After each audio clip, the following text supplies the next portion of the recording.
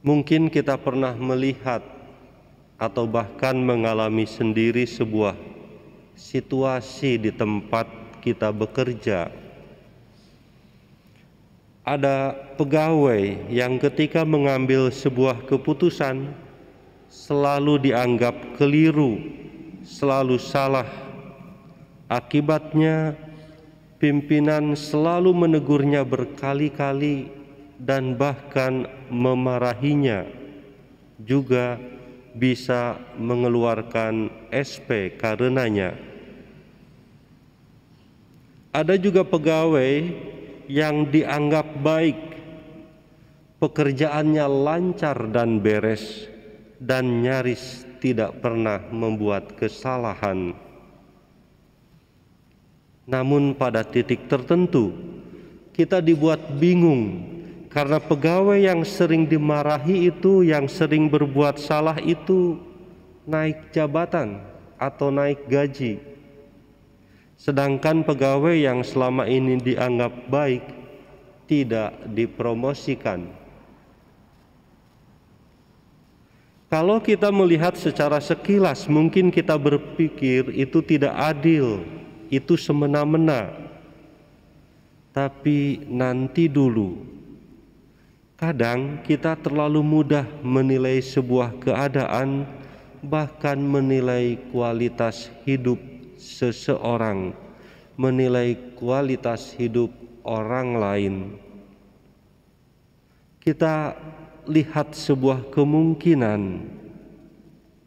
Mengapa pegawai yang selalu salah tadi dipromosikan, sedangkan pegawai yang baik karirnya diam di tempat?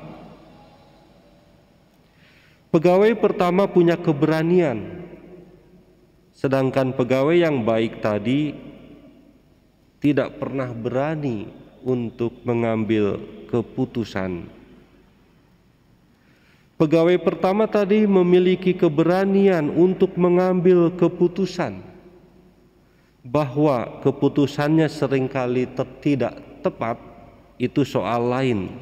Intinya dia pemberani ketika harus mengambil sebuah tindakan dan sebagai konsekuensi dari keputusannya itu.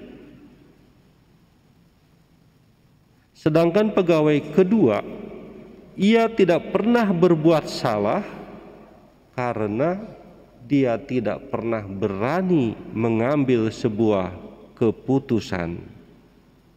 Ia menjalankan apa yang ada tanpa berani membuat inovasi atau terobosan. Saudara-saudari, yang dinilai, yang dipilah dan yang dipilih itu berdasarkan kualitas. Yang salah bisa diluruskan, tetapi yang tidak berani mengambil resiko diabaikan. Hari ini kita mendengar perumpamaan Yesus tentang pukat.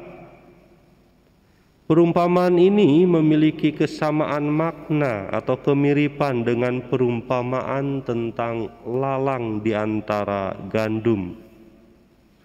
Bedanya, keberadaan lalang di antara gandum sudah terdeteksi sejak awal, sudah diketahui sejak dini. Namun, demi menjaga gandum agar tidak tercerabut, keduanya dibiarkan tumbuh secara bersamaan. Sedangkan dalam perumpamaan tentang pukat yang kita dengar hari ini, kualitas ikan yang ditangkap baru diketahui di akhir setelah jala ditarik ke pantai. Yang baik diambil, sedangkan ikan yang tidak baik dibuang. Ada proses yang berbeda di sini, tetapi tahap akhirnya sama, yaitu memilah dan memilih. Hasil panen dan hasil tangkapan ikan dinilai berdasarkan kualitasnya. Gandum dan ikan yang baik diambil, sedangkan lalang dan ikan yang tidak baik dibuang.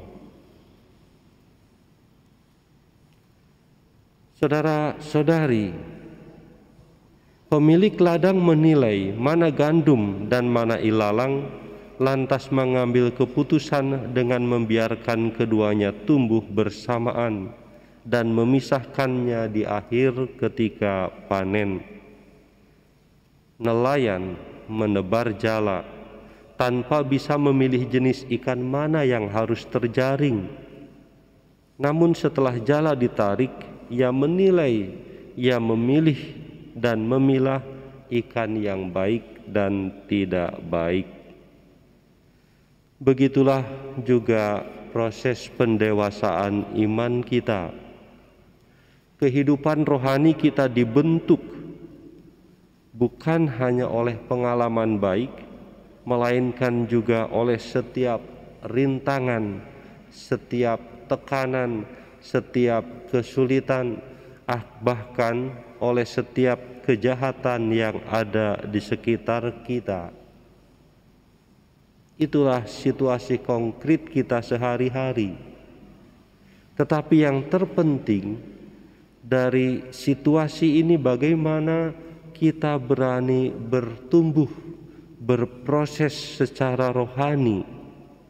Jangan sampai hidup kita mengalir begitu saja tanpa pengolahan, atau dalam analogi tadi, tanpa berani mengambil keputusan.